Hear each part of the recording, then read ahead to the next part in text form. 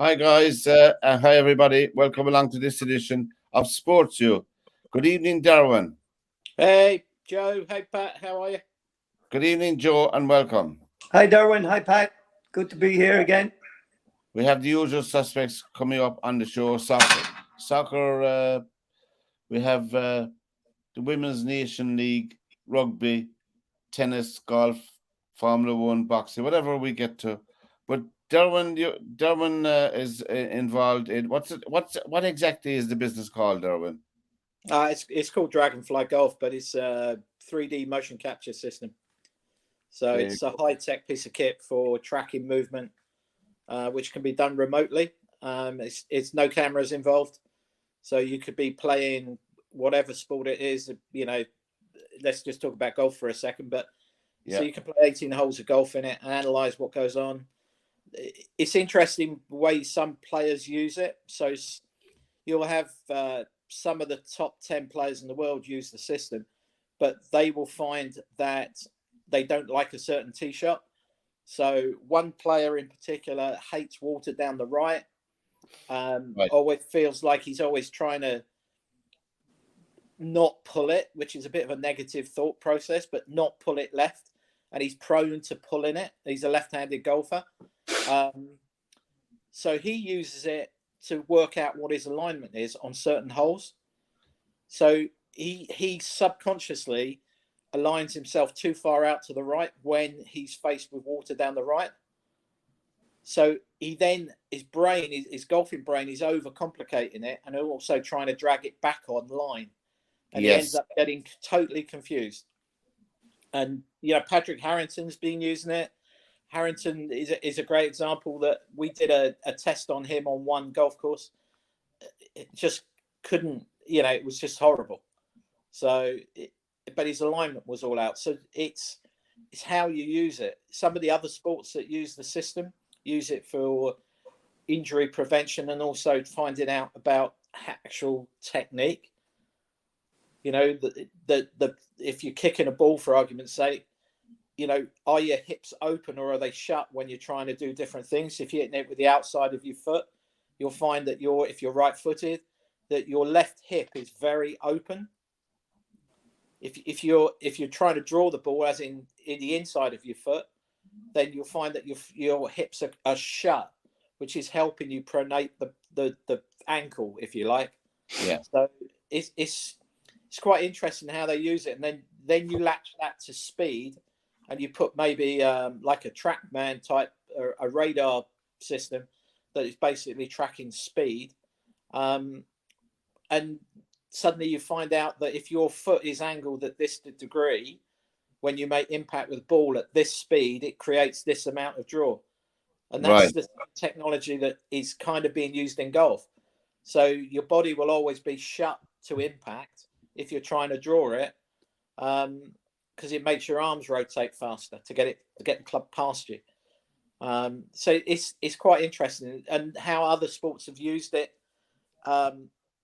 in that pursuit of the technique. Yeah, it's quite interesting. I'll send you some links, Joe, and you can see how that thing performs, because it is. I've been involved with 3D for like 30 years, so I still every day see it and use it and analyze different things for players all over the world. Hence the reason why I go to all these events. Yeah. Is that you get pulled in a 3D team, and basically it's so interesting that what you can measure it down to half a millimeter and half a degree. So But if I'm playing golf for 30 years, like Parry Harrington is playing golf for the guts of 30 plus years, I'm playing golf. no, he's 40 odd years, yeah. Yeah, he's 52 now. Yeah. But if I'm playing golf for 40 years and I'm hitting the ball, um, it's going to be difficult for me to, not alone physically, but mentally as well, to marry the two of those things together, to say, hold it this way instead of this, you know what I mean? To change your stance. Well, it's twofold. You can argue, you can have arguments about it, but basically what it does do is it will create a blueprint for what your good shot creates. Right. So when you're out playing, you can hit a good shot off the tee. You can tag that swing and say it was the first driver. Great shot. Hit it straight down the middle of the fairway. So then what you can do is actually use that as a comparison for when you go on the 14th, for argument's sake, and go horrible shot, and make the comparison between those two swings. So what's the difference between a good one and a bad one? Yes. And 9 times out of 10, it will be alignment. Oh, I see. And when we talk about alignment here, I'm talking about, tour player level. It would be the tiniest of margins. I've had a situation not that long ago, probably a month ago, where I was basically trying to chase one player down to clear his hips by about 6 more degrees at impact. All right. And he was blocking himself. So his body was in the way of what the arms want to swing at. So by the time we cleared it, and we were chasing down 6 degrees, but to create the feeling, you actually throw it at him and say, right, I want you 20 degrees open at impact. Right. Because he'll never achieve 20 degrees. But he was like 5 degrees closed at impact. So when we moved him past to about 6 or 7, he was actually 2 degrees open from what we call a square line. And that's a major move for a good player. Yeah. But to exaggerate the feeling, he felt he would argue with me and go, that feels like 30, 40 degrees open at impact. And you go, okay, well, you were 1 degree shut. And what you do and what you feel are 2 different things. Joe, you would have felt that when you kicked the ball, for argument's sake. You would be able to give that feedback to a coach if they were trying to instruct you how to kick a ball. But at the same time, if somebody said to you, well, how fast was your leg going when you stepped inside that line to draw that ball into the top left-hand corner? You really wouldn't know, because it's so instinctive. I don't know. I just do it. Well, okay. Yeah. Right. How do you do it? Well, I just do it. Yeah, well, okay. Well, that's a great answer. But I need to know how you do it so I can pass that information on to the next player, that, Joe Waters can bend the ball 30 yards through the air from just outside the penalty box. Yeah, but how does he do it? Well, it's no good saying, well, he just practiced when he was a kid and he became really good at it. But do some soccer players, I hear some of them speaking, they visualized the shot, or before they take the shot, they already have it visualized where they want the ball to go to. I think if you asked every top sportsman, they've already visualized it. And it's in the mind games, if you talk about the inner game of sport and different things, there's self 1 and self 2. Self 1 has already done it, and self 2 is just producing what self 1 created. Yeah.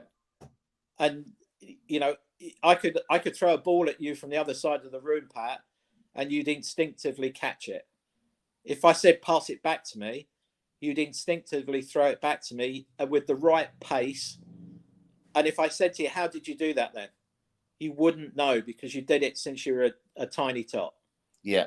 Yeah. But what golf pros are doing is trying to track all the good shots. Now, we can take that down to a putt from 2 feet. I can actually work out what is going on with the body from 2 feet out from the hole. Well, that's information that when you're under pressure, it's nice to know that under pressure I can still perform it.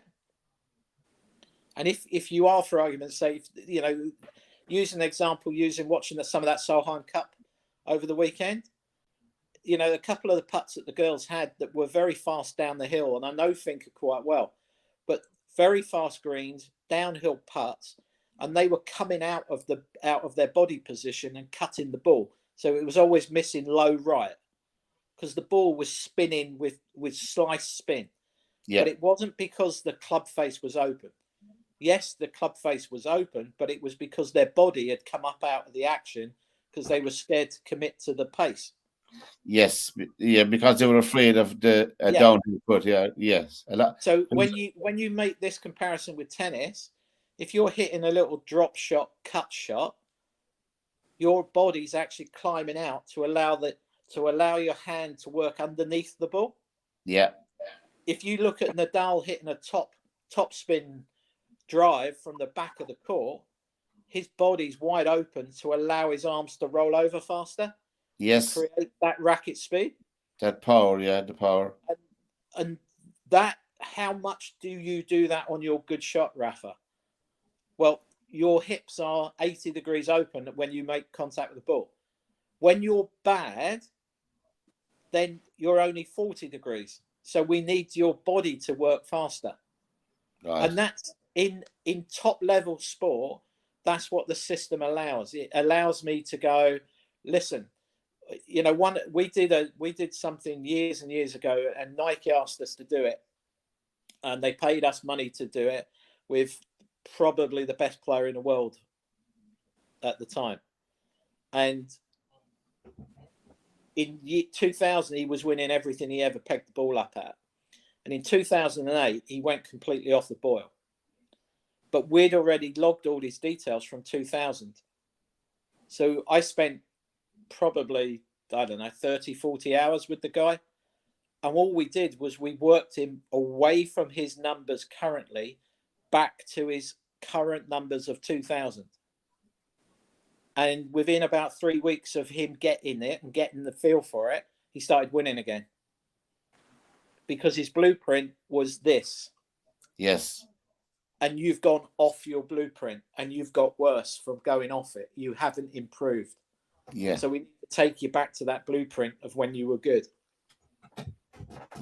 I've probably overcomplicated that whole explanation, but no, I mean golfers love professional golfers, particularly all sports people. Derwynne is talking about Dragonfly. Check it out, friends. If you're stuck with your drive or whatever, Dragonfly is the man. Derwynne Honan is the man. We'll put up the links on the show. They've been up there before for people who are interested in that. You know. Now, since anyway, over the weekend we had the usual procession in the Premiership. We were speaking off here before we came on, myself and Derwynne Joe. We were saying the Premiership in England is becoming a little bit like Formula One, you know, where the same car is at top of the pile here. Man City won again over the weekend. But I say to Derwynne, I think Liverpool looked very well. I saw most of their match. They were playing West Ham, who are a solid enough team. But they looked well. They looked very settled. Their midfield looked very well to me. They looked dynamic. Their defence, I thought they're probably one of the few teams that could challenge Man City for the title, Joe. I don't know what you think. I agree. I watched them this weekend. I mean, they went behind. They did. Really, which was kind of unusual, but it seems to be that they're back at the mentality now that they don't care if somebody scores first because they believe that they're going to score 2 or 3 or 4 goals. Yeah. I was thinking about it as I was preparing for the show and what have you, and I really think that it's a 2-horse race. I think that Liverpool have got the most out of all the teams around to challenge this. They've got they've got experienced players in vital positions. They've got dynamic players in vital positions.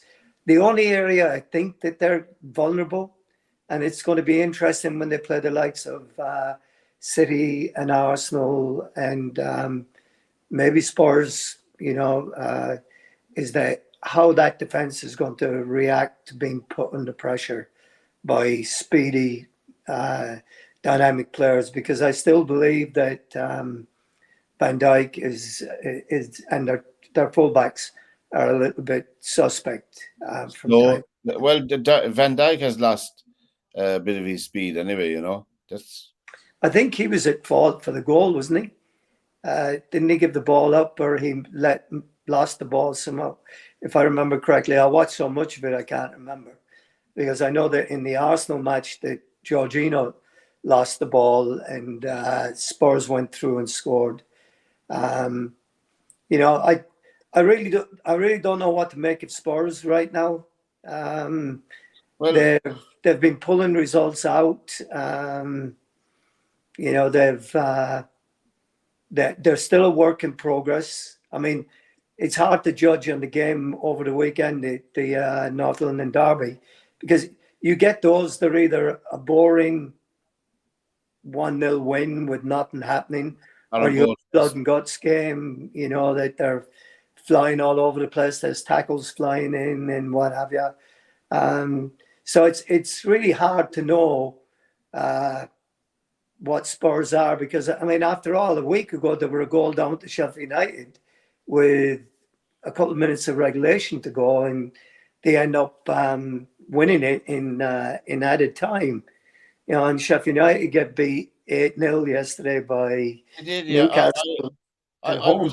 I was shocked at that and surprised. You know, I didn't think they were a team that would lose a match. You know, I nearly said it a couple of weeks ago, but I didn't get a chance to. We were talking about the teams that were in trouble. And, you know, if you look, the three teams that came up are the three teams that are at the bottom, which is, you know, in this day and age is no surprise, because it's very, very difficult for them to compete with the established Premier League teams. But one of the things that Paul Hickenbottom said a few weeks ago was that that Sheffield United had lost their identity, and we need to get back and find our identity. Well, you know, when a coach says something like that, you know the team's in trouble. You do. You know, I mean, that's an admission of they've lost, you know, they've lost something that was special to them, that made them be different. And if he recognized that in the first couple of weeks of the Premier League season, then that is a really kind of damning statement from a coach to make. And I watched it. Yes, I watched the game. I swear to God, you know, I mean, the goal that Almiron scored, Tom Davis had just come onto the field, and Almiron plays the ball and ran by him like he was sitting where I am, and he never reacted to it. And he goes in a simple goal, you know, and then he gives the ball away, passes it backwards. Might have been a foul, I don't know, but they got away with it, and they go and score. So their defending was horrible. I mean, I've watched some of the defending in the Premier League this weekend. Centre halves getting totally pulled out of position. I saw it happen in the Forest game against Man City when Haaland scored. And all he did was he did a simple pull away from the two central defenders who got pulled to the ball, and he has a simple header at the back. The same with the Callum Wilson goal against Sheffield United. The two centre halves are nowhere to be seen, you know, near Wilson, and one of them is supposed to be picking him up. One is supposed to cover the near post. The other is supposed to mark the centre forward. But neither of them are doing anything. So it was kind of a little bit, you know. So I think that those teams are in serious trouble. Well, my team picked up that point in Luton Town. Yeah. And well, I mean, I think they were fortunate a little bit, to be honest, because I'd be the first to admit that too. Not in public. Yeah. Well, like Wolves were down to 10 men, right? So, but you know, there's things going on in the league that I really don't understand. I watched it again. I watched the Sheffield United and Newcastle game, and Robinson from Sheffield United goes right through. I think I forget who it was. Longstaff, I think it might have been, and there's no one can tell me that was not. He made contact with the ball and there was follow through, and there's no one can tell me that was not intentional. That was intentional. He meant to hurt him, and for it to stand as a yellow card was a joke. And then there was the one where in the Spurs game, the handball, Sacco went through on the goalkeeper. That goalkeeper was very lucky that he didn't break his leg. Yeah. I mean, you watch the replay. I mean, it looked horrible in the first instance. For anybody that plays the game knows when somebody leaves their foot in there and is trying to hurt someone. And he nearly broke that goalkeeper's leg. He was very, very fortunate, the goalkeeper, to get away with that. And they look at it on VAR and it's still only a yellow card. Yeah. You know, well, so it's like, sorry, Derwynne, go on. Some of the VAR stuff as well, Joe. I mean, some of those handballs and different things that have gone over the weekend. Yeah. I mean, you know, the one, I think it was the Tottenham one where it's come off his knee and up to his arm. And the guy kicked it from like 2 yards away. Right. And you're like, well, how's he supposed to get out the way of that? And this arm in an unnatural position.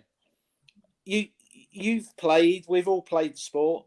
You know, if you're sliding in and you're using your upper body to balance yourself. Your hands are moving. And you're going to have one arm up and one down, aren't you? If you're sliding in on an angle. And, you know, you're sitting there going, well, how are you supposed to do that and keep your arm by your side? And there was the Johnny Evans goal, which I thought was a good goal. Oh, well, you know, I watched that. Now, to be fair, I thought that Honan was, or whatever his name is, I'm saying it wrong, I know, but he was obstructing the goalkeeper. And, you know, we talked about this a couple of weeks ago as well. Anytime there's a player anywhere within an arm's distance of the goalkeeper, then he is affecting the goalkeeper trying to do their job. So you're offside and you're affecting the play. And it's the age-old one, like from Brian Clough, you know, if you're not affecting the play, then why are you on the field?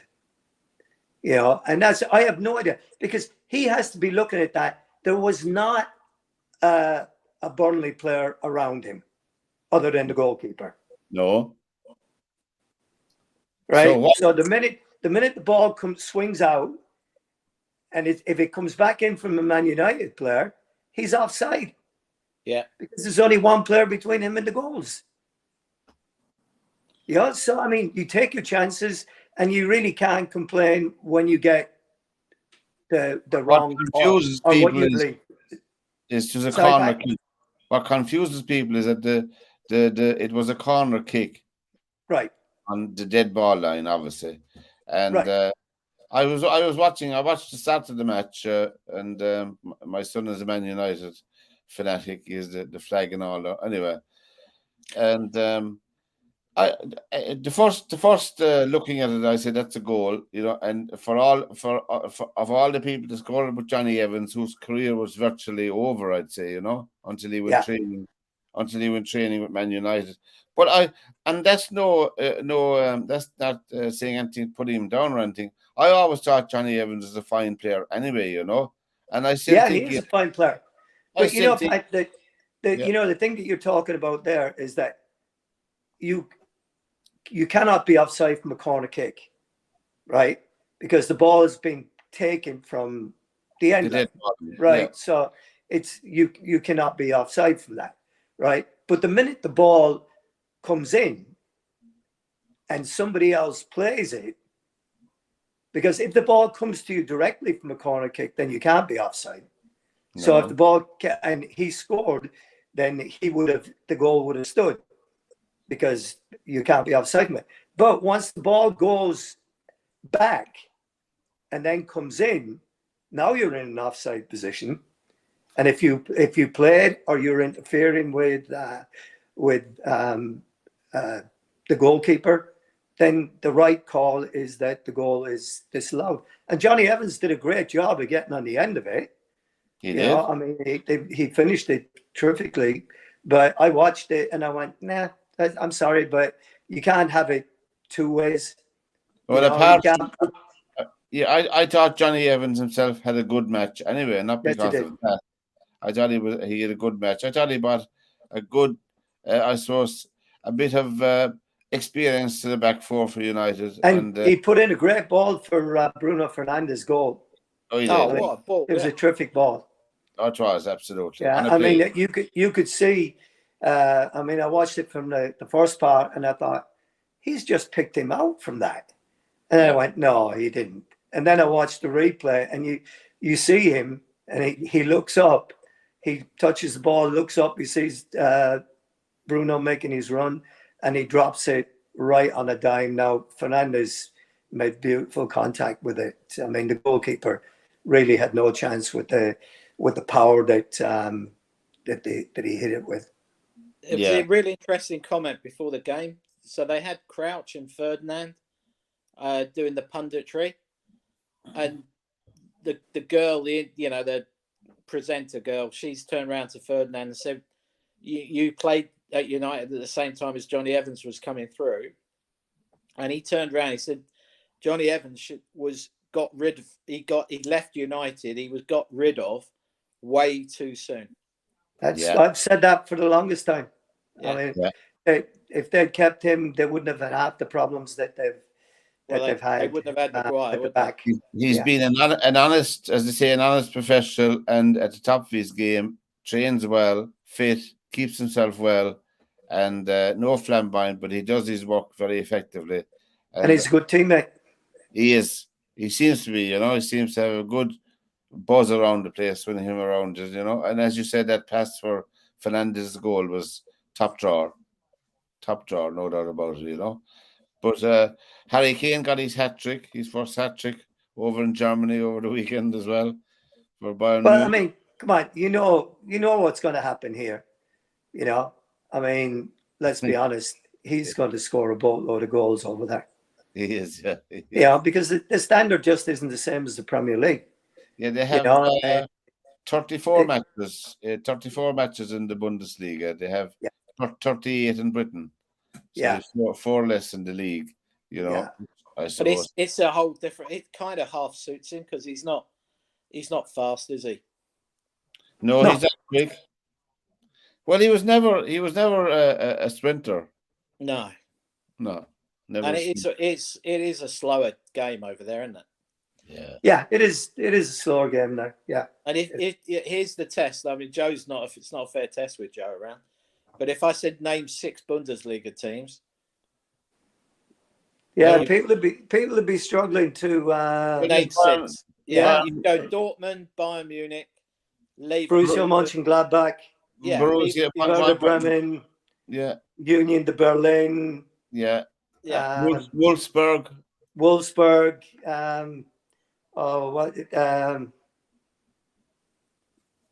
Where's Xavi Alonso at? Stuttgart, Red Bull Leipzig, yeah. And then there's the one that was doing great guns in the European Cup back in the day. Played great football, but never actually won it. They may have won the Bundesliga. Not Bayer Leverkusen. Hamburg. Bayer Leverkusen, yeah. Hamburg. Kevin Keegan played with Hamburg. Hamburg lost in the European Cup final to Forest. They did, yeah. Kevin Keegan was playing with them, was he? Yes, he was. He was, I remember. Big floppy hair. The perm. Yeah, the perm that time. They were all going in the 1970s and 80s. Oh, yeah. We all had one when we had hair. There's a fellow talking today on one of the radio stations this morning. I was listening to, what about getting in Chelsea, getting in Big Sam for Chelsea? I mean, when I heard it, I said, soccer is becoming ridiculous. Some of us grew up, old fogies like myself, grew up with Grandstand and Match of the Day. I see that the BBC is considering scrapping Football Focus due to the fact that there's no one watching it. I suppose there's 66 million people in Britain, and they have an average of 300,000 people watching Football Focus. I think you get the same audience for outside bowling or something like that, The trouble with it is that Football Focus is caught up in that build-up to the lunchtime kickoff on Saturday on Sky, isn't it? Well, the timing could be a bit all right, Yeah, and BT Sport. I mean, whichever one's got the Saturday lunchtime game will knock out Football Focus, won't they? Yeah, they were talking about putting it on at 11 o'clock instead of midday. A lot of games start at midday or 12:30. So, and the presenter is in trouble as well, Not because she's a woman, but she's in trouble, And they were saying that it has lost its floundering.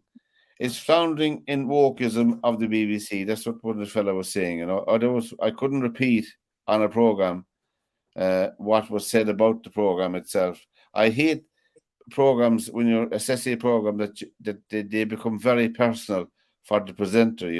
The presenter is as good as the panel they have on around them.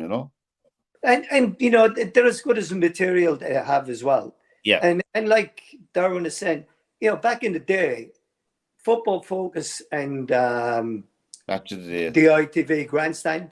What was that? On the Ball, it was called, wasn't it? Yeah. With On the Saint Ball. Greavesy. They were on practically at the same time. Was that Brian Moore? Was it? Right. Well, it was. It was the Saint and Greavesy for a while, wasn't it? Oh, I love Greavesy. Greavesy, yeah, Saint and Greavesy. Yeah. And then you had Football Focus with, was it Bob Wilson did that one? Bob Wilson, and then on ITV you had World of Sport with Dickie Davis. Davis. And then you had David Coleman. Yeah. And then on Sunday you had the big match. Sunday lunchtime. Yeah. But on Saturday, I remember on Saturday, we would, even when I had a home game, we'd have our lunch and then we'd watch On the Ball and Football Focus, and you'd look to the build-up. But every game was at 3:00. Yeah.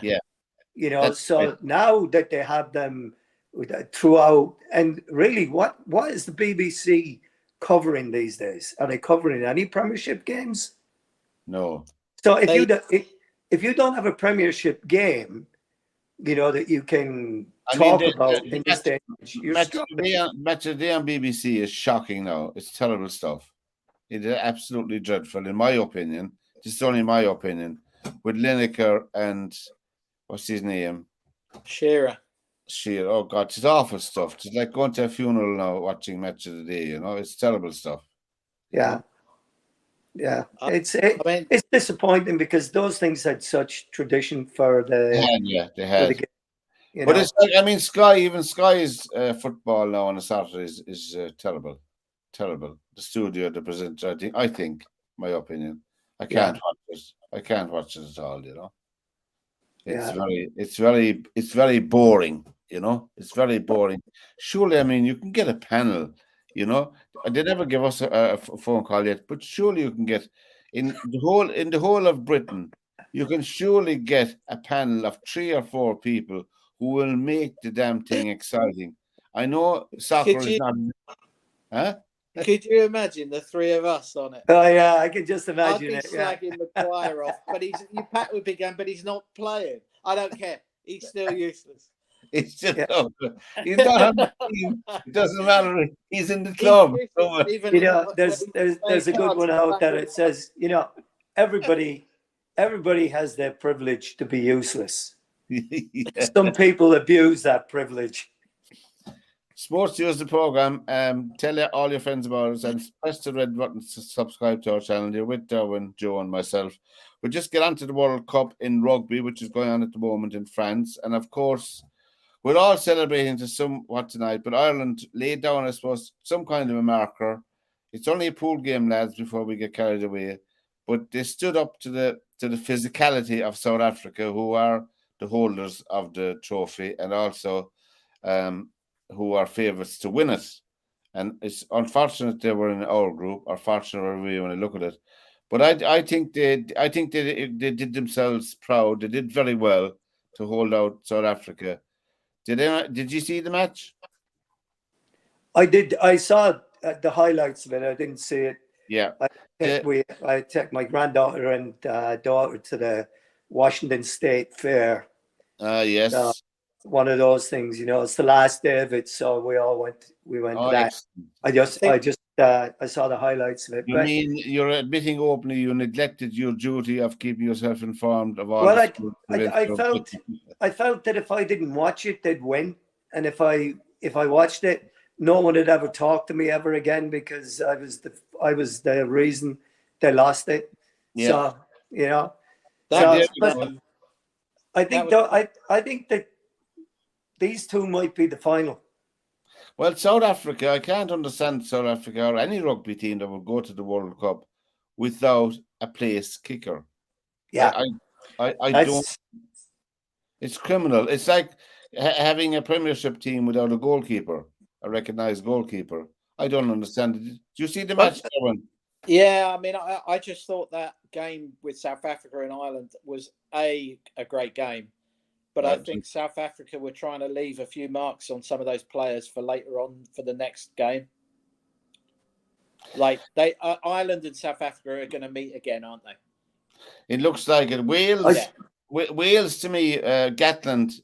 Fair play to Gatland. You have to hand it to Warren Gatland, lads.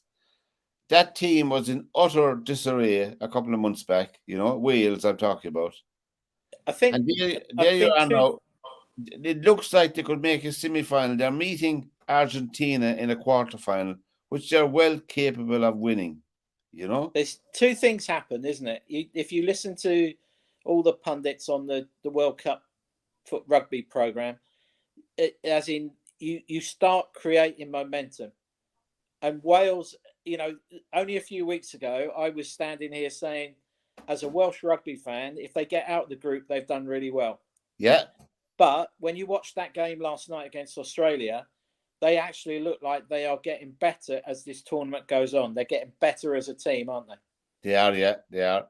And momentum, it creates something. It creates confidence, doesn't it? There's no flash. It does. But, you know, we talked about this before. And, Derwynne, you probably missed a couple of shows where we were talking about the pre-season or the pre-World Cup friendlies. And Pat and I were here talking about it. And I was asked a question about, you know, England and what have you. And I think you might have been on the show, actually, because I went, I take no notice of these build-up games. No. Because they're not telling me anything. No, they're not. I equated them to NFL preseason games. Yeah. All they are they're throwing players out there to have a look at them to see what they can find. And then, I mean, Warren Gatland won the games against in the pre-World Cup build-up from one game to the next. He changed like 10 players or something like that. Yeah. Yeah. You know, so it's practically a whole new team. So the results don't matter, just like we talked about. It's getting to the tournament and being ready. Yeah. And everyone was talking about England, how poor they were, this, that, and the other. England now look like they're going to go through. You know, Wales are going to go through. Ireland are going to go through. France are going to go through. That's 4 teams from the 6 nations going through. Yeah. That's true. Yeah. And we all knew France were going to be good. It wouldn't shock me if Italy gave New Zealand a bit of a run for their money. I was going to come on to that next, because New Zealand, what Australia, I feel sorry for Eddie Jones. I must say that, you know, I like Eddie Jones. I like a person who's a straight talker, no matter what sport they're in. I like Eddie Jones. And I think he's getting unfair criticism, in my opinion. That Australia, he went with youth more than anything else. He had no choice. To try and test it were not winning matches. He had no choice than to go with youth, by and large, a youthful team, Australia. Now, obviously, in 4 years' time, it comes around very quickly. The next World Cup is in Australia.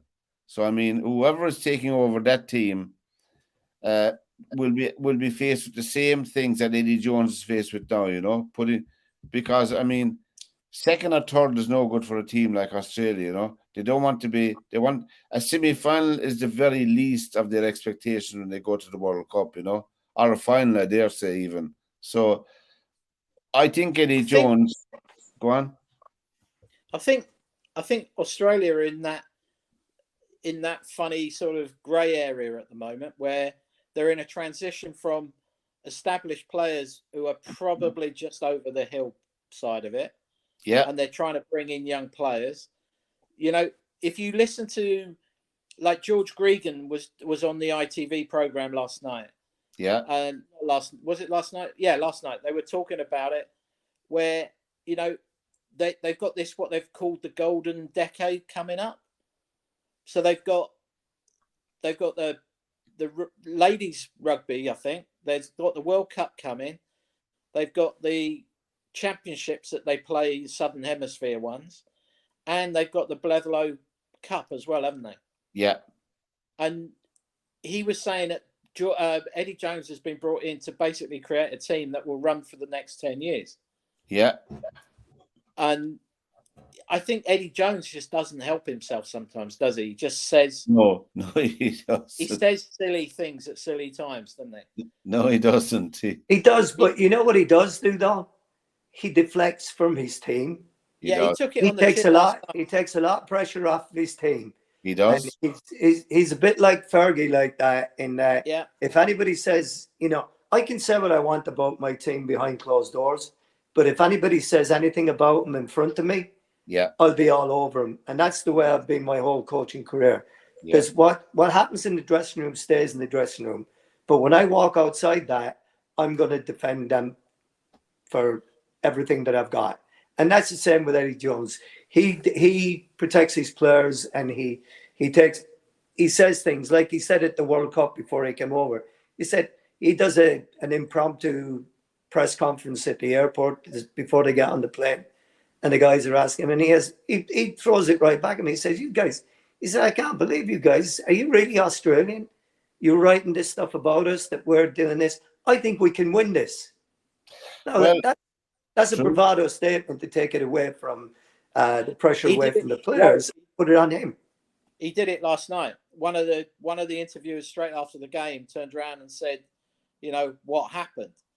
And he turned around and he said, "It's nothing to do with the team. It was me. I'm to blame. Yeah.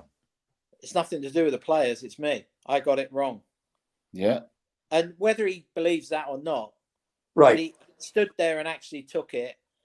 But you like the talk before the game last night over here with all the pundits was, he's in negotiations with Japan that if he gets the boot from Australia now for coming out of the World Cup, that he's got his next job lined up.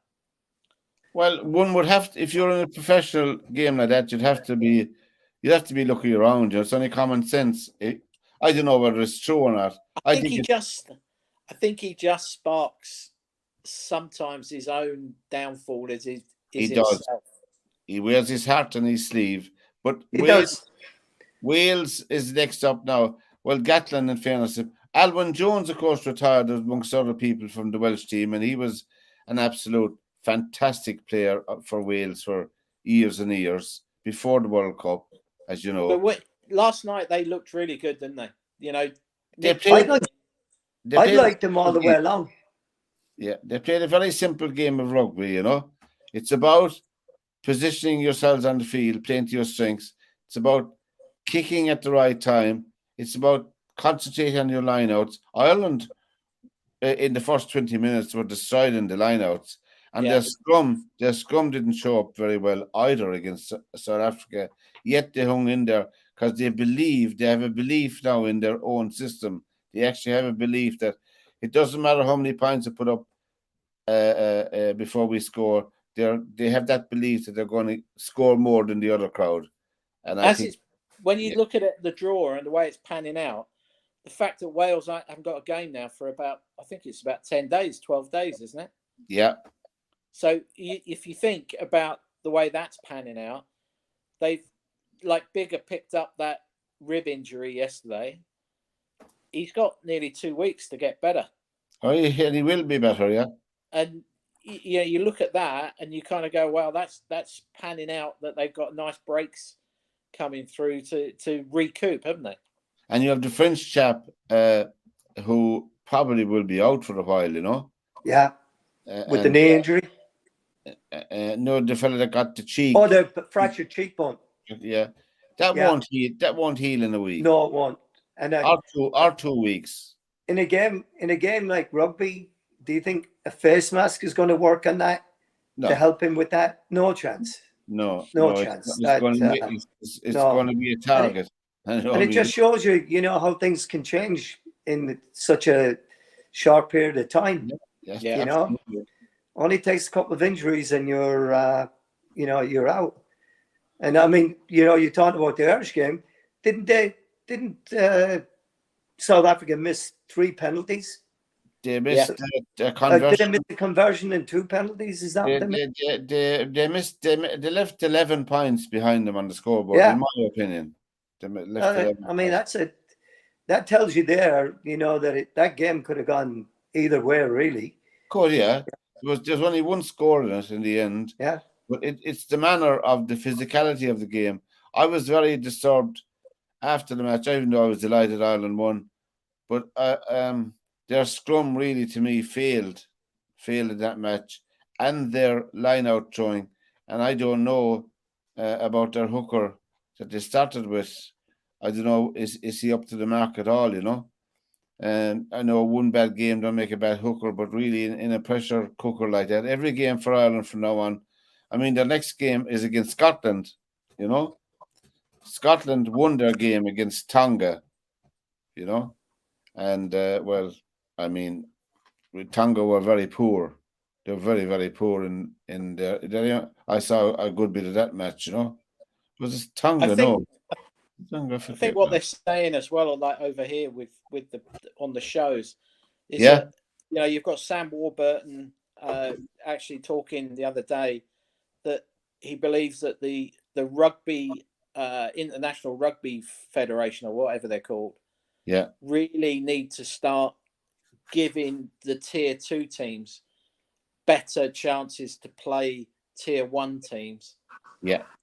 Because the gulf between them is getting bigger rather than smaller.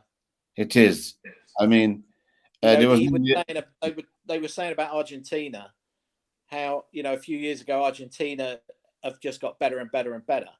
They have. What they're not saying is that most of the Argentinian team are playing in Britain or France. Because they've reached that standard, of professionalism. They're saying about, like, with Chile and Uruguay, that Chile, I think Chile, they were saying on the TV, Chile this year have spent 4 weeks together. And they're being thrown in against tier 1 teams who are, it's a little bit, we've said it before on the program, but you're talking about professional teams and amateur teams. Exactly. And the Chiles and the Uruguays and the Georgias and people like those teams, even they were talking about Canada and USA as well. Portugal, I think, have equipped themselves very well. But what they're saying is that these autumn internationals before the Six Nations stop playing New Zealand and Australia and South Africa. But then, you've got Gareth Thomas sitting there going, yeah, but Millennium Stadium will be half empty if you play in Portugal. Well, you have it's about money as well, raising money, Yeah. Both for the teams competing, and the teams traveling. I think, but they need to do something to bring those teams to narrow the gap. New Zealand have to be guaranteed €3 million before they leave New Zealand. Yeah.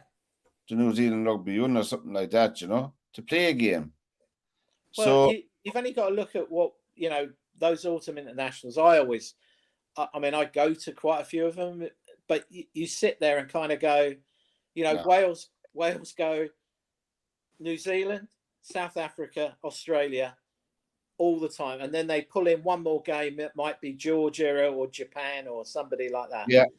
But you're sitting there and you're kind of going, yeah, I mean, you get hammered by all three of them straight because they're just finishing their season and you're starting. Japan have disappointed me. I thought since the last World Cup, they don't seem to have made any progress, No, they've gone backwards, haven't they? They were very good in the last World Cup, But that was in Japan, wasn't it? So you've got... Well, it was in Japan, I know that. Natural sort of... Yeah. It's in your own country sort of euphoria. I don't know what the right word is, but... Stadiums are full. They have the home crowd adrenaline to feed off. Yeah, that's true. That's true. Before we finish up, lads, what about the Ryder Cup the weekend? United States versus America. What is the point of it? Well, I mean, for a start, we played a game. Let's go back to the Solheim Cup for a second here. We start off on Friday. Was it in the morning with the foursomes? and Yeah. Europe gets tanked. You know, they get hammered. And there's people out there going, oh, well, you know, they're missing putts from here. They're doing this, they're doing that. And then Derwynne comes on and he talks about how they could be helped and what have you. I mean, the difference between and Derwynne, you can correct me if you think I'm wrong, but nearly everybody at the top of the game in golf can get from the tee to the green in regulation most of the time. The money is made on the putting green. It's the ones who can putt. That's the real skill right you drive there. for show and putt for dough. Yeah. And you know, I mean, the next day I watched the girls on the Saturday, the European girls. Absolutely fantastic. Absolutely fantastic. Leona Maguire was absolutely a star on Sunday. She was brilliant both days. She was. And on Saturday and Sunday. And I mean, she struggled with the putter on Friday, didn't she? Yeah, she did. If you look at the other girl, I want to say Gina something. She struggled with the putter, and you know, golf tournaments aren't won off the tee. Golf tournaments, the person who wins the golf tournament is the person who has the least amount of putts. It's not how far he drives it or how straight he drives it. So McIlroy is a supreme example of that. Yeah, if you said who hits it the furthest, then you're going to stand there and say, well, McIlroy and DeChambeau should win everything. Right. Well, they don't, because it's like Joe just said. You know, it's when you get on the green, whether you hold that putt or not. And you know, we've talked about Wales in rugby with momentum. I mean, Europe, the ladies' European team were gaining momentum. And that momentum, you ride it and you run with it. And that Maya Stark was a human dynamo. I loved her attitude. You know, she went for everything on the green. You know, and it paid off. I mean, look at the girl, the Spanish girl. Yeah, right. She's playing the king of Spain. The king of Spain was following her around yesterday. You know that tee shot off the first. Yes, they played it from a forward tee. Yes, they can reach the green. Carlita Uganda. She pulled that tee shot and thought that was in the water, because the crowd didn't go, oh wow, and clapping. They were silent for a while. They were, while that ball was in flight, because she pulled that and she knocked it through the green, and it looks amazing on TV. She's driven the green and all the rest of it. But again, you know, she duffs the chip and then loses the hole, I think, with a 5, where you've got Lexi Thompson's like nobbled it off the tee, nobbled it onto the green, 2 putts, win the hole. Yeah. But that, all you're talking about, in the Ryder Cup, they're either that Friday morning, they're either going to run with it and gain some momentum, Ryder Cup, or they're going to set the stall out and sort of struggle. It's going to be interesting. I think it'll be really interesting. On paper, America looks stronger, but as Brian Clough said, there's no game won on paper, you know. But if you put every American team since the year dot, since 1923, I think it was, when the first Ryder Cup was played. 25. If you did that, you'd stand there and say every American team's stronger than the Great Britain team or the European team. Yeah. Possibly not so much in the late 80s, early 90s when Europe probably did dominate. But you would look at it and go, wow, they're on paper, they're going to beat you all day long. But it's not one on paper, like you just said. No. And I'm looking forward to it. I'll watch it anyway. And I love the excitement of it. I love match play. That's why I love watching live golf as well. You know, it's match play as well as single competition. There's a team competition going on as well, you know. And I think that I love watching Bryson DeChambeau, the aforementioned, won the latest competition in Live Golf over the weekend in Chicago, Illinois. So we look forward to the Irish ladies soccer team. As you know, Joe won their first game in the Nations League over the weekend because we had a bit of kerfuffle here with the Vera Pauw, the manager who managed the Irish team that went to the World Cup. She's no longer the manager of the team. One of the players who was exiled from the team, for the want of a better word, was the player of the match in Lansdowne Road, and they won 3-0 comfortably. They're playing Hungary tomorrow night at 6:30, so we wish them well in the Nations League. Guys, I think that's a wrap for tonight, as they say. It's been a pleasure again.